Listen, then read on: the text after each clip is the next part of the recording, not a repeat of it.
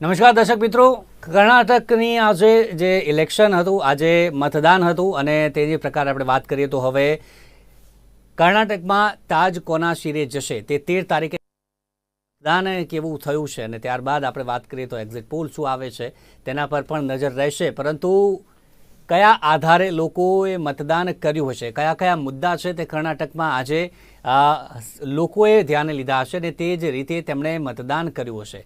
3 પાર્ટીઓ છે જેમાં ભાજપ, કોંગ્રેસ અને જેડીએસ જે 3 પાર્ટીઓ છે તેમાં સીધી જે ટક્કર છે તે થઈ રહી છે. આપણે ગત ચૂંટણીઓની વાત કરીએ 2013માં ક્યાંક કોંગ્રેસે જે વિજય મેળવ્યો 122 સીટ, ત્યારબાદ આપણે વાત કરીએ 2018ની ચૂંટણીમાં તો જેડીએસ અને કોંગ્રેસે ગઠબંધન કરીને સરકાર બનાવી. ત્યારબાદ જે કર્ણાટકમાં થયું એ આપણે સૌ કોઈ જાણીએ છીએ કે અત્યારે ભાજપ અત્યારે કહી શકાય કે સત્તામાં છે અને હવે 13 તારીખે રિઝલ્ટ આવશે. ત્યારે શું રિઝલ્ટ આવશે? કોંગ્રેસ કહી રહી છે કે આ વખતે જનતાનો જે જનાદેશ છે તે કોંગ્રેસના હાથે લાગશે. સાથે ભાજપ પણ કહી રહી છે કે કોંગ્રેસે ઘણા મુદ્દા આ વખતે એવા કર્યા છે કે જે લોકોમાં રોષ જોવા મળ્યો છે. તે તમામ મુદ્દાની પણ આપણે વાત કરીશું અને કયા કયા મુદ્દા એવા છે કે જે જનતાએ આ વખતે ધ્યાને લીધા હશે અને તાજ કોના શિરે કર્ણાટકનો જશે. કારણ કે 2024ની ચૂંટણી પણ આવી રહી છે. તેની જે પહેલાંની આ ચૂંટણી છે, આની બાદ પણ હજી ચૂંટણીઓ છે, ત્યારે શું અસર 2024માં થવાની છે, આ તમામ બાબત પર આપણે ચર્ચા છે તે કરવાના છીએ. કર્ણાટકની વાત કરીએ તો અત્યારે 5.22 કરોડ છે કુલ વોટર છે. મહિલા વોટરની વાત કરીએ તો 2.59 કરોડ છે. પુરુષ વોટરની આપણે વાત કરીએ તો 2.62 કરોડ છે. આ સિવાય જે ભાજપે આ વખતે પોતાની ટીમ પણ ઉતારી હતી ત્યાં કર્ણાટકમાં, કારણ કે જે પ્રવાસી લોકો છે કે જે બહારના લોકો છે તે મોટા ભાગે ત્યાં વસેલા છે અને તે લોકો પણ આ વખતે મોટાભાગે વોટિંગ કરવાના હતા. એટલે તેમના માટે પણ ભાજપે ખાસ છે પ્લાન છે તે કર્યો હતો. સામે પક્ષે વાત કરીએ કોંગ્રેસની તો કોંગ્રેસના જે નવા અધ્યક્ષ છે મલ્લિકાર્જુન ખડગે તે ખુદ કર્ણાટકના છે. એટલે આ વખતે તેમની પણ એક પરીક્ષા રહેશે. કર્ણાટકના રિઝલ્ટ પર આપણે વાત કરીએ તો બપોરે 3 વાગ્યા સુધીના જે મતદાનનો આંકડો આવ્યો હતો કે જે 52% સુધીનું મતદાન 3 વાગ્યા સુધી થયું હતું. અત્યારે વાત કરીએ તો જે 2 કલાક ઉપરનો સમય વીત્યો છે ત્યારે મતદાનમાં ચોક્કસથી વધારો થઈ શકે છે. ગઈ વખતે 72% જેટલું મતદાન છે તે નોંધાયું હતું. આ વખતે કેટલું મતદાન છે તે સાંજે 6 વાગ્યા સુધી નોંધાય છે તે પણ આપણે જોવાનું છે અને જનાદેશ ક્યાં કોના શિરે જશે તે 13 તારીખે ખબર પડશે. તે જ મુદ્દે આપણે ચર્ચા કરીશું. ચર્ચા સાથે હાલ મહેમાન જોડાઈ ગયા છે. ભાજપથી આપણી સાથે રાજુભાઈ દેસાઈ છે, કોંગ્રેસથી સાગર શાહ અને સાથે જ રાજકીય વિશ્લેષક આપણી સાથે દિલ્હીથી જોડાયા છે ચેતન ત્રિપાઠી. ત્રણેયનું સ્વાગત છે અત્યારે ખાસ આપણા કાર્યક્રમમાં. સૌથી પહેલાં રાજુભાઈ આપનાથી શરૂઆત કરીએ. કર્ણાટકનું વોટિંગ શું લાગે છે આપને? કારણ કે મુદ્દા આ વખતે વાત કરીએ તો ઘણા બધા મુદ્દા છે અને હમણાં છેલ્લે જે મુદ્દાઓ ઉઠ્યા છે કોંગ્રેસમાંથી આપણે વાત કરીએ તો જે સાર્વભૌમત્વનો મુદ્દો જે ઉઠાવ્યો હતો ભાજપે, ત્યારબાદ બજરંગ દળને લઈને જે મુદ્દો ઉઠાવ્યો હતો, શું આ બધા મુદ્દા કાર્ય કરશે કર્ણાટકમાં કે પછી અન્ય જે જનતાને લગતા મુદ્દા છે, જે શૈક્ષણિકની વાત હોય, આ તમામ બાબતનો છે, આ બધા મુદ્દા કારગત થશે? અને ગુજરાત મોડેલ પણ કર્ણાટકમાં આ વખતે અપનાવવામાં આવ્યું હતું. શું લાગી રહ્યું છે આપને? શિવમભાઈ, સૌ પ્રથમ તો એ બાબતમાં જોવી જોઈએ આપણે કે કોઈ પણ રાજ્યના વિધાનસભાનું જ્યારે પણ ચૂંટણી આવતી હોય ત્યારે લોકો, સ્થાનિક લોકો તેના જે તે રાજ્યના, હું કોંગ્રેસ, ભાજપ કે કોઈ અન્ય પક્ષની વાત નથી પહેલા તો કે કોઈ પણ પક્ષાપક્ષીની વાત નથી કરતો, તો સર્વ આખા રાજ્યની અંદર જેટલા લોકો છે એમાંથી હું માનું ત્યાં સુધી 20 થી 30% લોકો પક્ષની પોતાની કામગીરી, કોંગ્રેસ હોય તો કોંગ્રેસના લોકો કામ કરતા હોય, ભાજપના લોકો કામ કરતા હોય, પણ એના સિવાયના લોકો, જે વાત કરીએ આપણે કે નાગરિકો, તેના જે તે વિધાનસભા, જે તે રાજ્યના નાગરિકો, તો સર્વપ્રથમ એ કેવી રીતે આખું અનુકરણ કરે છે એનું પણ અભ્યાસ હોવો જોઈએ. તો અનુકરણની અંદર આજથી હું એવું માનું છું કે 2014 પહેલાનું ભારત અને 2014 પછીનું ભારત, આ જે મુદ્દો છે ને ત્યાંથી આપણે શરૂઆત કરવી જોઈએ કે 2014 પછીનું ભારત અને 2014 પહેલાનું ભારત, આસમાન જમીનનો ડિફરન્સ છે. ભારતની અંદર, ભારત દેશની અંદર એક રાષ્ટ્ર પ્રત્યે પોતાને દરેક નાગરિકને ગર્વ હોય એ પ્રાણ 2014 પછી પુરાયા. ભારત દેશ, ભારત માતાજી આપણે કરીએ, વાત કરીએ છીએ, ભારત માતાજી જયના નારા લગાવીએ છીએ, એ નારાની અંદર અત્યારે હાલ 2014 પછી એમાં જો આપણે પ્રાણ પુરાયો હોય તો એ માનનીય શ્રી નરેન્દ્રભાઈ મોદીનું જે નેતૃત્વ છે. 14 પહેલાના નારા કેવા હતા તો પછી? 2014 પહેલાના નારા જે જોવા મળતા હતા શિવમભાઈ, એ ફક્ત ને ફક્ત પરિવાર પૂરતા હતા. તમે પણ ખાઓ અને અમને પણ ખાવા દો, દેશને બાંટો, ભ્રષ્ટાચારની અંદરથી દેશને પાયમાલ કરવાની, પાંગડો બનાવવાની, ગરીબી, બેરોજગારી અને ભ્રષ્ટાચાર જેવા જે પણ મુદ્દા હતા એનાથી હતી. રાજુભાઈ, 14 પહેલા અટલજીની પણ સરકાર હતી, આપણે એની પહેલા વાત કરીએ તો ભાજપની સરકાર હતી, પરંતુ હવે આપણે કર્ણાટક પર જી કર્ણાટક પર આવીએ. કર્ણાટકમાં જે મુદ્દો છે જી તેના પર જી પહેલા જે લોકો ત્યાંના નાગરિકો હોય તે વૈશ્વિક નેતૃત્વ જોતા હોય છે, અને એ નેતૃત્વની અંદર જ્યારે ઓપરેશન ગંગા હોય, ઓપરેશન કાવેરી હોય કે રશિયા અને યુક્રેન વચ્ચેનું યુદ્ધ અટકાઈ દેતા હોય ભારતીય વિદ્યાર્થીઓ માટે, ત્યારે નાત જાત જાતિ વિશે જોવામાં આવતી નથી. આ તમને એટલા માટે હું લઈ જતો હતો એ ટોપિક ઉપર કે નાત જાત જ્ઞાતિ કોઈ જોવામાં નથી આવતી, ફક્ત ને ફક્ત રાષ્ટ્ર જોવામાં આવે છે કોઈ પણ જ્યારે વૈશ્વિક લેવલે જે ઓપરેશન હોય છે એની અંદર. હવે વાત કરીએ કર્ણાટકમાં કેટલો વિકાસ જ્યારથી જે ભાજપની સરકાર જે ગઠબંધન બાદ જે ભાજપની સરકાર આવી ત્યારબાદ કેમ વોટ આપે ફરીવાર કર્ણાટકની જનતા?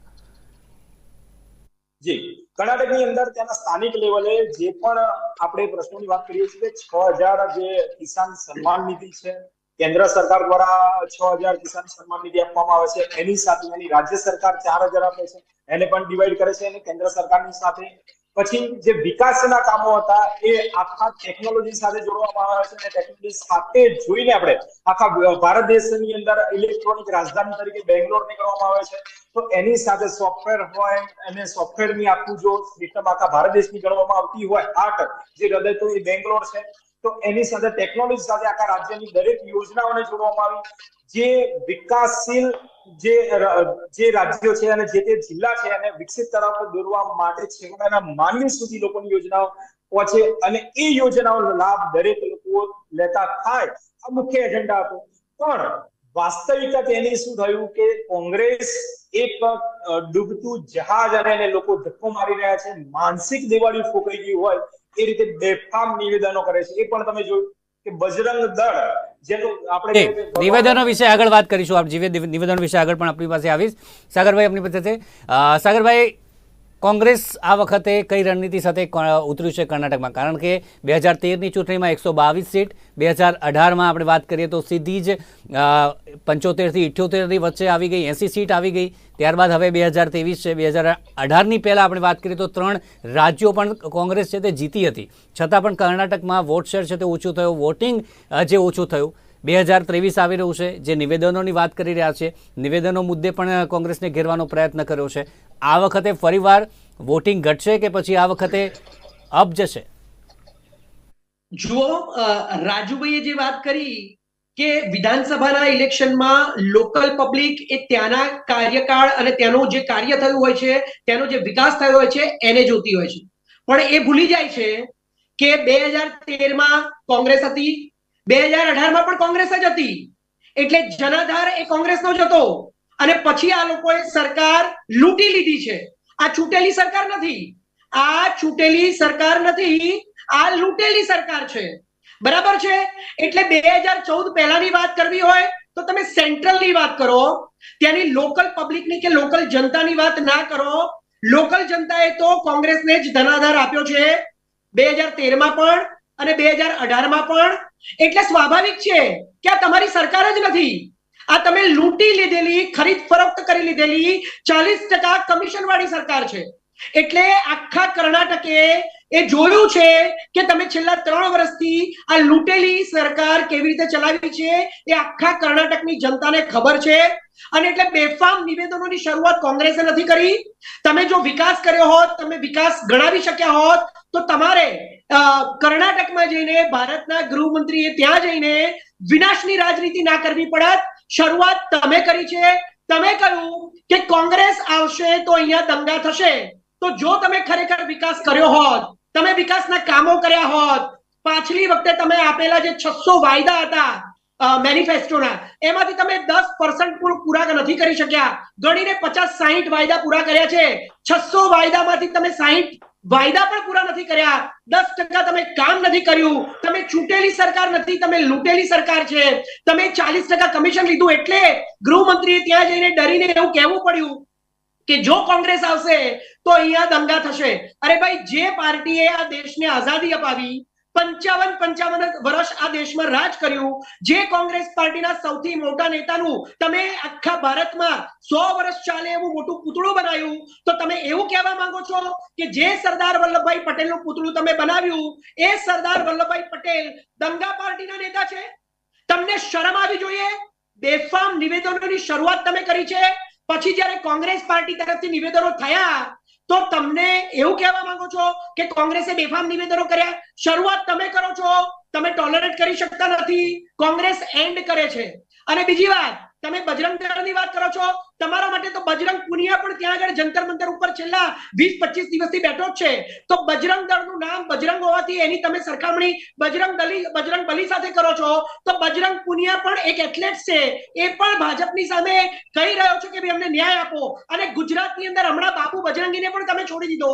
તો બાબુ બજરંગી હોય, બજરંગ પુનિયા હોય, બજરંગ દળ હોય કે બજરંગ બલી હોય, તમારા માટે તો બધું સરખું જ છે, તમને કોઈ ફરક દેખાતો જ નથી. તો આવા બેફામ નિવેદનો કરવા વાળી પાર્ટી જ્યારે કોંગ્રેસની ઉપર આરોપ મૂકે છે, પોતે લૂંટેલી સરકાર છે, તો પછી કયા મોડેથી એવું કહેશે કે કોંગ્રેસની કર્ણાટકની જનતા એ ભારતીય જનતા પાર્ટીના કામોને જોઈ રહી છે? અને શું 2014 પછી, તમે 2014 પછી વાત કરો છો કે 2014 પછી તમને આઝાદી મળી છે આ દેશને, તો પછી તમે સોનિયા ગાંધીના શબ્દને લઈને એમને તાના કેમ મારો છો?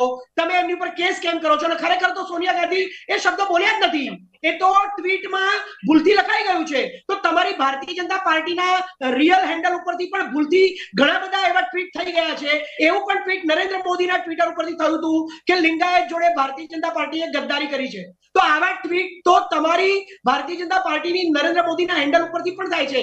તો આવી ભૂલો તો થાય, તો ભૂલો થઈ છે. સોનિયા ગાંધી એવો કોઈ શબ્દ સભામાં બોલ્યા નથી, પરંતુ એ સોનિયા ગાંધીના શબ્દ પકડીને ડરના કારણે, કારણ કે વિકાસનું તો કોઈ કામ કર્યું નથી, એટલે બજરંગ બલીનું, બજરંગ દળનું ઉદાહરણ આપ્યું. પછી એમ કહ્યું કે કોંગ્રેસ આવશે તો દંગા થશે, સોનિયા ગાંધીની સભાને ટાર્ગેટ કરવામાં આવી. તમારે શું શું નથી કરવું પડ્યું? 40% કમિશનની સરકાર છે, હે? એક માણસ ત્યાં આગળ સુસાઇડ જી, કોંગ્રેસમાં મોટા નેતા કર્ણાટકના મોટા નેતા કોંગ્રેસના ડીકે શિવકુમાર, ત્યારબાદ આપણે વાત કરીએ મલ્લિકાર્જુન ખડગે, તે પણ કર્ણાટકના છે.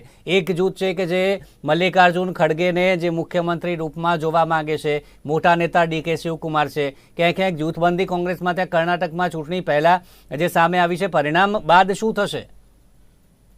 જુઓ, કોઈ જ જૂથબંધી જોવામાં નથી આવી. મલ્લિકાર્જુન ખડગેને ઓલરેડી એક મોટું પદ મળેલું છે. એમને હમણાં જ 82 વર્ષની ઉંમરે આ દેશની અંદર ઓલ ઇન્ડિયા કોંગ્રેસ કમિટીના અધ્યક્ષ બનાવવામાં આવ્યા છે. અને જો વાત કરીએ તો સિદ્ધરમૈયા અને ડીકે શિવકુમાર શર્માની, તો એમના બંનેનું એક ઇન્ટરવ્યુ પણ રિલીઝ થયું છે.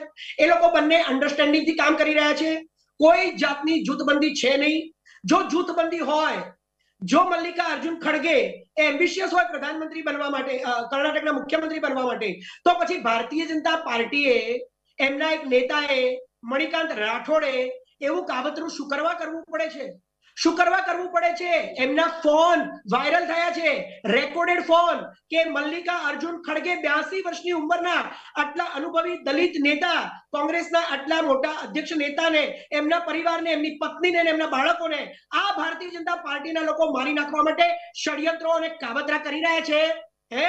તો આ લોકોને શરમ આવી જોઈએ કે જૂથબંધી કોંગ્રેસમાં નથી.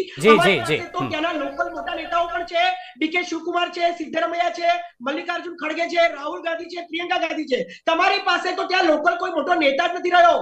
અત્યારના જે ચીફ મિનિસ્ટર છે એ તો ફ્લોપ ગયા છે, અને એની પહેલા જે ચીફ મિનિસ્ટર હતા એ ફ્લોપ હતા, એટલે તો તમે કાઢ્યા. હવે બંને નેતાઓને અમારી પાસે નથી. જી चेतनजी जी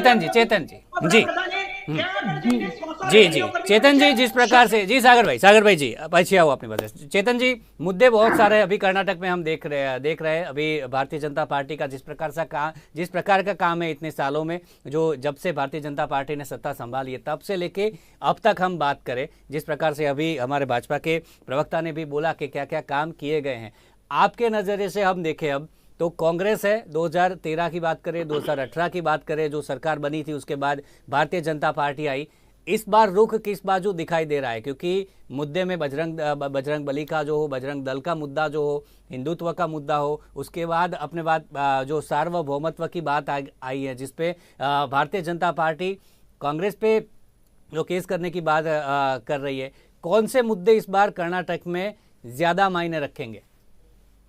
देखिए, मैं जैसे पूरी अभी डिबेट सुन भी रहा था, और कर्नाटक की जो बात है, कर्नाटक एक ऐसा दक्षिण राज्य है जहां भाजपा हमेशा कमजोर रही है।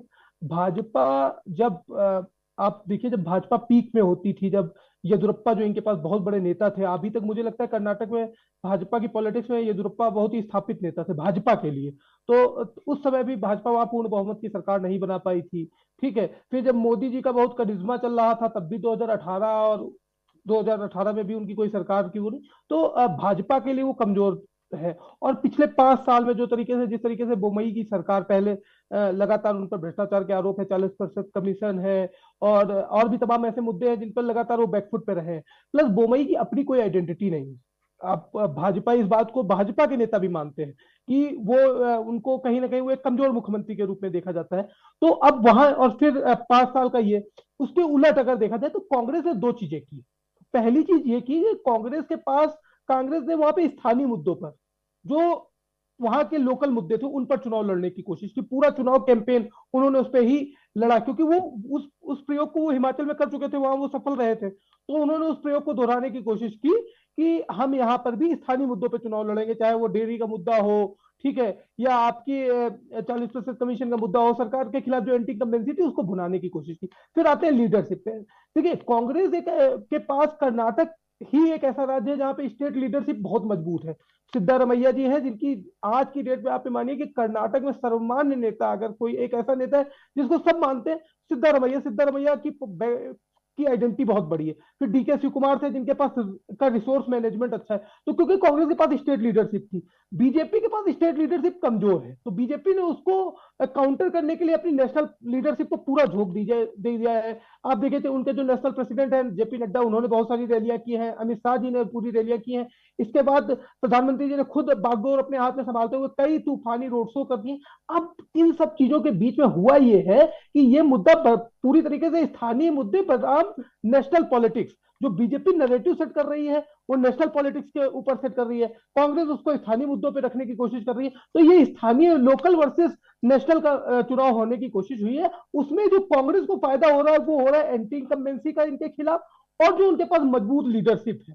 और बीजेपी को जो फायदा हो रहा है वो कांग्रेस ने एक सेल्फ गोल कर लिया, क्योंकि अगर कांग्रेस वो सेल्फ गोल नहीं करती तो कांग्रेस बहुत मजबूत स्थिति में थी। जो बजरंग दल वाला मुद्दा है, देखिए, बजरंग दल के मुद्दे को लगातार प्रधानमंत्री जी ने अपनी रैलियों से उसको बजरंग बली से कनेक्ट कर दिया, क्योंकि बजरंग बली की जन्मस्थली कर्नाटका है, तो उसका फायदा मिल रहा है उनको। लेकिन दूसरी तरफ आप देखिए कि कांग्रेस ने भी उसके काउंटर एक नैरेटिव चलाया कि पहला तो कि बजरंग दल और बजरंग बली एक चीज नहीं है, बजरंग बली की हम सब भी आस्था है हमारी, हम भी पूजा करते हैं। दूसरी चीज, कांग्रेस को एक फायदा और मिल रहा है। कांग्रेस के जो अध्यक्ष हैं वर्तमान में, जो राष्ट्रीय अध्यक्ष हैं खड़गे जी, और खड़गे जी बहुत निर्विवाद नेता है कर्नाटक के, उनके ऊपर कोई आरोप और ये सब नहीं है। वो कर्नाटका से आते हैं, वयोवृद्ध नेता है, अनुभवी पॉलिटिशियन है।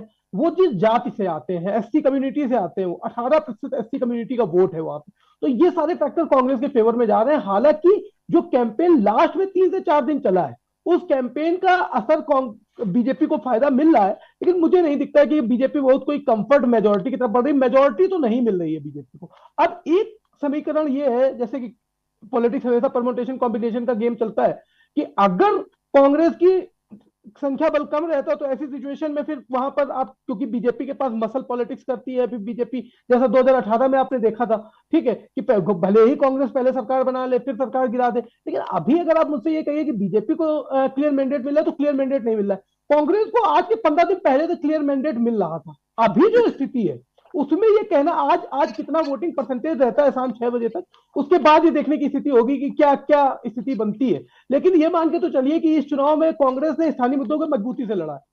जी सागरभाई, જે મુદ્દાઓ પર લડ્યા છે, ચોક્કસથી રેલીઓ પણ કરી છે રાહુલ ગાંધી, સોનિયા ગાંધી, જે આપણે વાત પણ કરી, પરંતુ જે પ્રકારે ગુજરાતમાં ચૂંટણી હતી તે વખતે જે વાત એવી જે થઈ રહી છે કે ગુજરાતમાં કેમ જે મોટા નેતાઓ છે કોંગ્રેસના, તે ગુજરાતમાં તેમનું કેમ્પેન છે તે ન ચલાવ્યું, જે રીતે અમિત શાહ અને જે પ્રકારે આવતા હતા પ્રધાનમંત્રી નરેન્દ્ર મોદી, પરંતુ કર્ણાટકમાં જે પ્રકારે કોંગ્રેસે રેલીઓ કરી છે એવી જ મહેનત જો ગુજરાતમાં કરી હોત તો શા માટે કર્ણાટક એટલું ઇમ્પોર્ટન્ટ છે, ગુજરાત નથી કોંગ્રેસ માટે?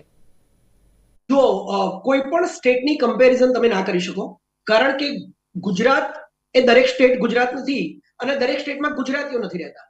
બીજું રહી વાત કોંગ્રેસની, તો કોંગ્રેસની અહીંયા જ્યારે કેમ્પેનિંગ શરૂ થયું ત્યારે સૌથી પહેલા રાહુલ ગાંધીએ ઇલેક્શન પહેલા જ અહીંયા એક સાબરમતી નદી આગળ જે સભા કરી હતી એમાં લાખો લોકો તેમાં ઉમટી પડ્યા હતા. અને એ પછી આદિવાસીઓ માટે પણ એમણે જે સભા કરી હતી એની અંદર પણ લાખો લોકો ઉમટી પડ્યા હતા. અહીંયા કોંગ્રેસના નેતાઓએ ખૂબ જ સારું પ્રદર્શન કર્યું હતું અને ખૂબ મહેનત કરી હતી. 18 સીટો એટલે જ આવી. ગુજરાતમાં છેલ્લા 27 વર્ષથી ભારતીય જનતા પાર્ટીની સરકાર છે અને અહીંયા ભારતીય જનતા પાર્ટીનો ગઢ છે. એટલે તમે ગુજરાતની કમ્પેરિઝન જો કર્ણાટક જોડે કરતા હોય કે ત્યાં આગળ સારા નેતાઓ છે, વધારે મજબૂત નેતાઓ છે,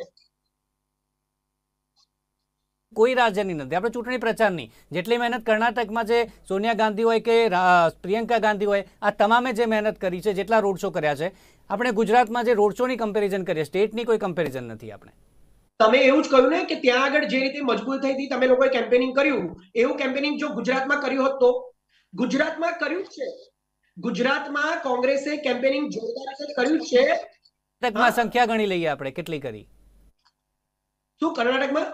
એટલે કર્ણાટકમાં જે નેતાઓએ, ત્રણેય નેતાઓની આપણે વાત કરીએ કોંગ્રેસના, તેમણે જે જેટલી સભાઓ કરી છે, જેટલા જે કેમ્પેઇન કર્યા છે, અને ગુજરાતની આપણે ગણી લઈએ, તેમાં ફરક છે. એટલે કહું છું 100% ફરક છે. કારણ કે પ્રદેશે પ્રદેશે જનતાનો મૂડ અને જે એની જે પ્રેઝન્ટ સરકાર હોય છે, બરાબર છે, એની ઉપર એનો આધાર હોતો હોય છે અને એના કારણે ઘણી વખત ફરક પડતો હોય છે. કારણ કે કર્ણાટકમાં 27 વર્ષથી કોઈ સરકાર નથી, બરાબર છે.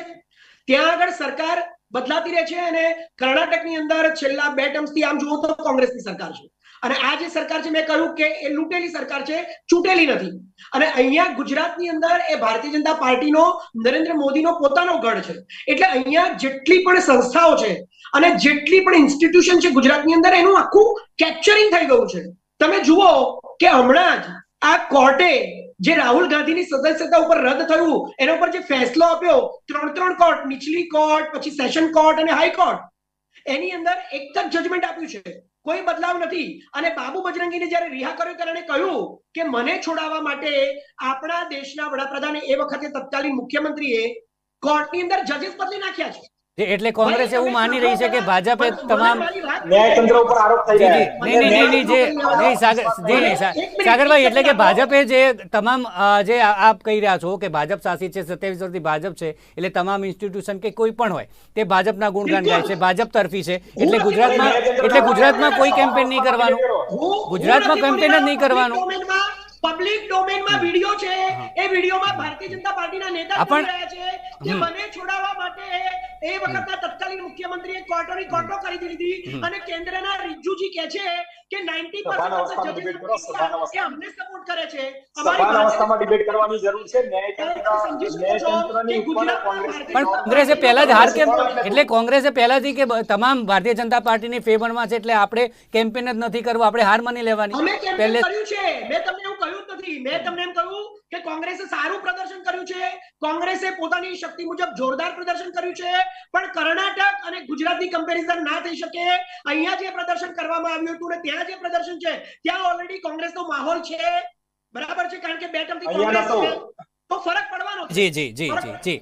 જી, સમયનો અભાવ છે. રાજુભાઈ, જે આરોપો પણ ઘણા બધા છે, જે પ્રકારે હમણાં કહ્યું, ચેતનભાઈએ પણ કહ્યું કે જે ભ્રષ્ટાચારનો મામલો હોય, જે વર્તમાન જે મુખ્યમંત્રી છે તે એટલા પોપ્યુલર, અત્યારે તેમનું કાર્યકાળ છે અત્યારે જેટલા પણ વર્ષનો છે તે એટલો અસરકારક નથી રહ્યો ભાજપ માટે. સ્થાનિક જે નેતૃત્વ, જે મૂળ નેતૃત્વ હોવું જોઈએ, જે કોંગ્રેસ પાસે છે, તે ભારતીય જનતા પાર્ટી નથી. અને માત્ર જે હિન્દુત્વનો મુદ્દો છે અત્યારે, જે આ 2 મુદ્દા, તેના પર શું સરકાર આવશે? શિવમભાઈ, કેવું છે કે વિશ્વની સૌથી મોટી ભારતીય જનતા પાર્ટી છે અને કરોડો એના કાર્યકર્તા છે. એટલે સંગઠનમાંથી સરકારમાં અને સરકારમાંથી સંગઠનમાં આ કાર્યકર્તાઓની અરસપરસ જવાબદારીઓ મળતી હોય છે અને ક્યાંય તૂટી રહેતી હોય તો અમારો આંતરિક મામલો છે, કોણ કેવા નેતા છે. પણ મૂળ વિષય એ છે કે રાજ્ય સરકાર, કર્ણાટકની અંદર રાજ્ય સરકાર બનાવવા માટે જે અત્યારે હાલ લોકોનો મૂડ છે અને જે યોજનાઓ આગામી દિવસોમાં કઈ મેનિફેસ્ટોની અંદર છે તે લોકો જનતાએ સમયનો અભાવ છે, જલ્દીથી.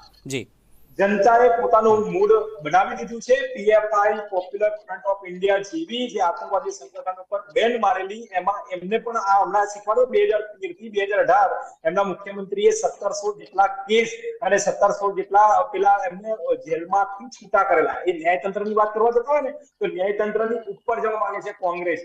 ભાઈ, ન્યાયતંત્ર એ સર્વપ્રથમ છે. અને તે એક્ટિવ યેદિયુરપ્પાની વાત કરીએ, એટલા એક્ટિવ નથી દેખાઈ રહ્યા. એનો કંઈ ફાયદો મને નથી લાગતો કર્ણાટકમાં એ પ્રકારે થશે. એ આવનારું પરિણામ બતાવશે શિવમભાઈ. અત્યારે હાલમાં જે રીતે મતદાન થઈ રહ્યું છે એ પ્રમાણે હું જોવા જઉં મારી દ્રષ્ટિએ તો ભારતીય જનતા પાર્ટીની સરકાર બની રહી છે અને આગામી દિવસોમાં 13 तारीख जी चेतन जी 20 सेकंड, क्या रुख लग रहा है इस बार? 13 तारीख को रिजल्ट है, आपको क्या लगता है किस बाजू इस बार सत्ता जाएगी? मुझे लगता है कि अभी ये इस बात पे डिपेंड करेगा. मुझे नहीं पता कितना वोटिंग परसेंटेज हुआ है. वोटिंग परसेंटेज एक बड़ा फैक्टर होगा वहां पे. और अभी तक जो स्थिति लग रही है, कोई बहुत कंफर्टेबल मेजोरिटी की तरफ कांग्रेस नहीं बढ़ रही, बट कांग्रेस को एक एज है वहां पर.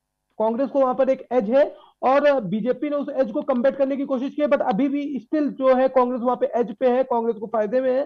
अब कितना फायदा होगा, सीटों में कितना कन्वर्ट होगा, ये देखना होगा अभी. तो जे दर्शक मित्रों એ જોવાનું રહેશે કે કેટલો ફાયદો કયા મુદ્દાનો કઈ પાર્ટીને જે છે. વાયદા તો ઘણા બધા કરવામાં આવ્યા છે જનતા માટે પોતાના જે ચૂંટણી ઢંઢેરામાં કે અમે આટલું કરીશું, પરંતુ જનતા હવે કઈ પાર્ટી પર વિશ્વાસ કરે છે, પાછલી બે ચૂંટણીઓ જે થઈ છે તે રિપીટ થાય છે કે કેમ, અને આ વખતે કોંગ્રેસ કેટલી સીટો મેળવે છે. જે પ્રકારે કહી રહી છે કે અમારે 120+ સીટો જે મળશે આ વખતે, તેટલી વાત તો છે, પરંતુ ભારતીય જનતા પાર્ટી પણ કહી રહી છે કે આ વખતે કર્ણાટકમાં ભારતીય જનતા પાર્ટીની સરકાર બનશે અને જેડીએસ કિંગ મેકર ફરીથી આ વખતે સાબિત થાય છે કે કેમ, એના પર સૌની નજર રહેશે. અત્યારે આપણી સાથે જોડાયા સાગરભાઈ, રાજુભાઈ અને ચેતનજી, આપ तीनों का बहुत बहुत शुक्रिया हमारे साथ जुड़ने के लिए. નમસ્કાર. તો દર્શક મિત્રો, કર્ણાટકનો તાજ કોના શિરે જશે તે 13 તારીખે જ ખબર પડશે, પરંતુ અત્યારની ચર્ચામાં બસ આટલું જ. નમસ્કાર.